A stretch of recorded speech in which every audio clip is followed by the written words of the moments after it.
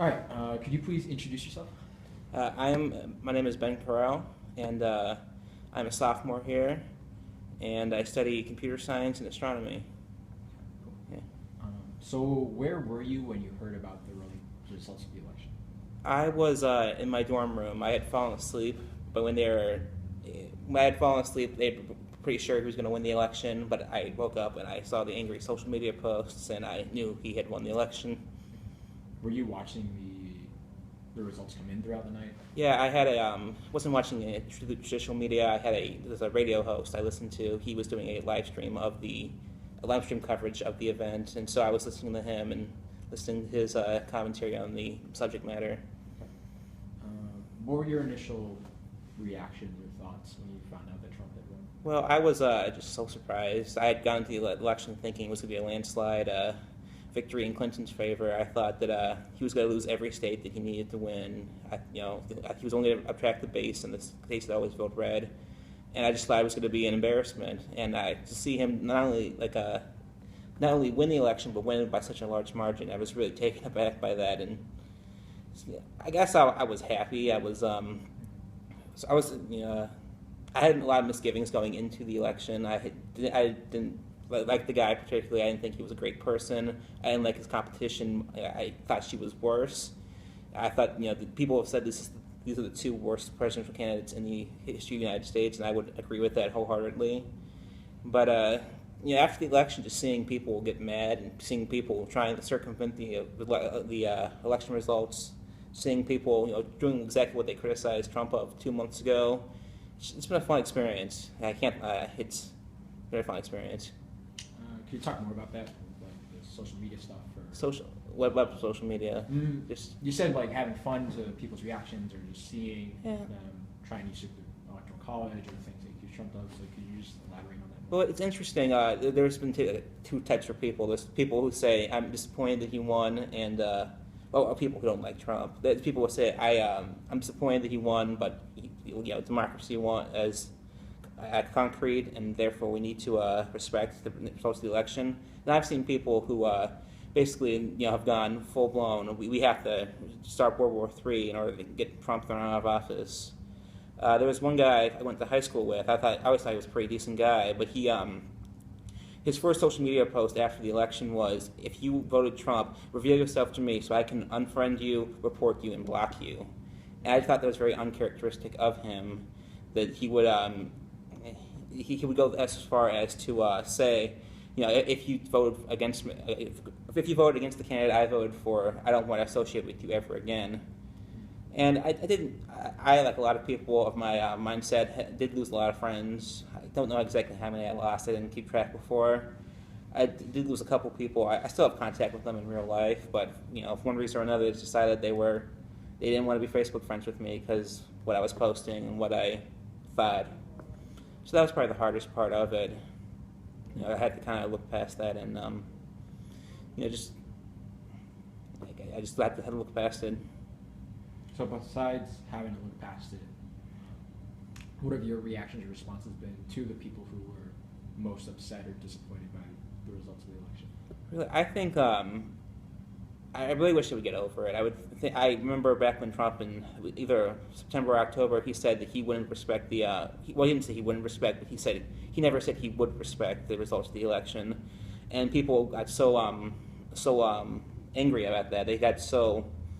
They said that he was a horrible person for saying that, and then fast forward 2 months, and now they're doing everything in their power to basically to invalidate the election, which he won by a pretty clear margin. They're doing recounts, which I think is pretty ridiculous because it's the recount's a whole separate subject, but basically in the 3 states where they're recounting the votes.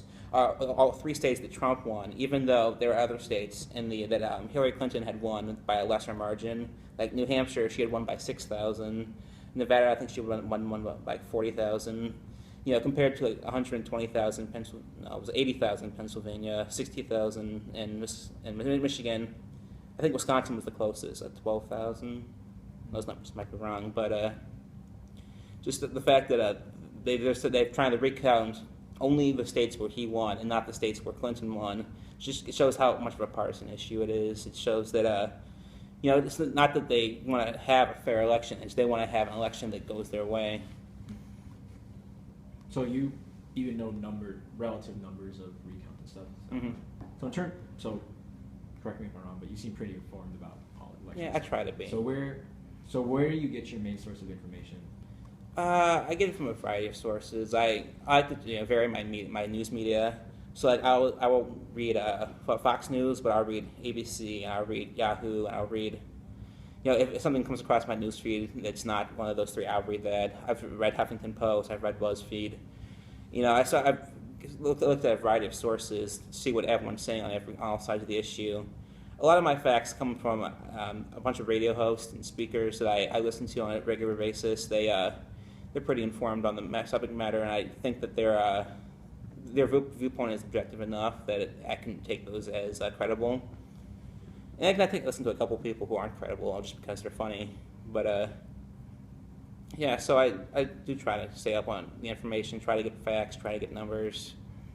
Do you go searching for the articles yourselves, or are they mostly things that show up on your Facebook page? Most of them show up on my Facebook page. I'm in a group, it's a political meme group. It's kind of turned into a debate group, and so a lot of things go past my newsfeed on that, on both sides, both pro-Trump, anti-Trump. And so if I see something that interests me and comes from a rather reputable source, reputable isn't relative, but if it's not like some fake news website, I'll click it out and see what people are saying, and I'll see if I agree with what they're saying or what I disagree with what they're saying. And which radio show hosts or talk show hosts do you? I listen to my favorite one is Steven Crowder. He's a comedian who's he just moved. I'm not sure where he's based out of, but he has a weekly podcast. Then I listen to Ben Shapiro. He's a conservative, a constitutional conservative, very anti-Trump. And then I listen to Milo Yiannopoulos, who's a professional provocateur and very pro-Trump and has earned the ire of a lot of people. He's more of a fun listen. I don't really go to him for facts. I go to him just to see what he's saying. So how are your thoughts or reactions or response to the election changed since we're about a month removed from the actual results? I'm looking at what he's doing, and I really don't understand the cabinet process as much as I would like to. Hopefully, I'm hoping people that I follow will go in depth on that in the future. They've been taking a break for Thanksgiving, so I hope that they will give me their view of that. So far, from what I know, his cabinet choices haven't been the best. He's been making, I guess, Steve Bannon was a lot of people have given him ire for him. People I've listened to have given him ire. They say because he was the campaign manager, he was like a must hire. They had to appoint him to something, and then I guess he just said mean things about Jewish people and he seems like a bad person. That's my read of him. But he's now, I don't think he's got anything important in the White House. I think he's like chief of staff or something. But just the fact that Trump appointed him, and I've been a lot of ire from people on the left there. They're saying oh, you said Trump was going to drain the swamp. Now he's making the swamp even thicker. So I'm really interested to see what he does in his first 100 days, to see whether I actually like what he's going to do or not. But I'm optimistic for the future. I'm optimistic that something's going to get done that I think needs to get done. I think that the rights that I hold so dear are going to be protected. And there are a few rights under Clinton I wasn't so sure that would be upheld. I thought gun control was going to you should get something in the law that was going to restrict our right to bear arms, and that's an important amendment for me. I feel very strongly in the Second Amendment. He has made a couple of dumb comments on the First Amendment this past week. Though if you look back, you see Clinton made similar ones in 2006. I've heard a lot of people say that they're basically the same person, and to a point, they're pretty much the same person. Any final thoughts that you want to? Well, I just I hope people look at this election and they see that America's anger. They see America's discontent with the system. I mean, these aren't people who are out there to be racist, are out there to be misogynist. These are people who voted for Obama in 2008, 2012, and then they decided that Obama wasn't so great for them, and so they swapped. Ohio swapped, Michigan swapped. Trump won Pennsylvania for the first time since Reagan. It's a pretty big feat. And I just hope people realize this is what happens when you call everyone racist. Nothing's racist. You can say Bush is racist, you can say McCain's racist, you can say Romney's racist, and then when it gets to Trump, it doesn't matter if he's an actual racist or not. People aren't going to believe you. They're going to say, "Oh, just saying that."